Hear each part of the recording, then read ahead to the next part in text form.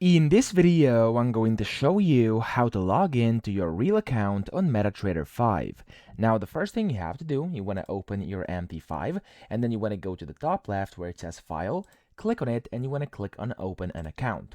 Now, from here, the first thing you have to do is find the broker. So, of course, you want to know the broker you want to log into with your real account. So, for example, let's just pretend that this broker was Owanda, okay? Of course, you want to search for it by name, click on Find Your Company, and there we go. It's going to find that specific one.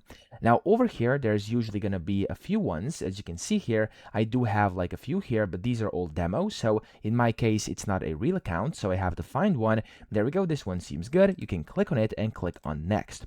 Now, from here, you'll be able to basically connect to your existing trade account. So as you can see, in my case over here, we'd have to put in the login and the password, as well as the server over here. So you have to select the correct live server. Whenever you actually create your account using any of the brokers, a real account, you will get your login, which is usually a number, your password, which consists of numbers, letters, and different symbols, and then of course a server as well, which you have to use. Just select it from the drop-down menu over here. If it's a real live account, usually it's going to be something like name of a broker, then maybe something like a region or like a note or something, and then it's going to say live, real, or whatever. You want to switch to that, and of course type in all of these things, click on finish, and you'll be signed in. Now, if you need help with actually finding the correct broker, because in here usually there's going to be a bunch of different ones, you have two options. You could go onto my channel and of course watch videos, because I do have a lot of different videos on different brokers, on a lot of them actually, on how to actually connect them to MT5,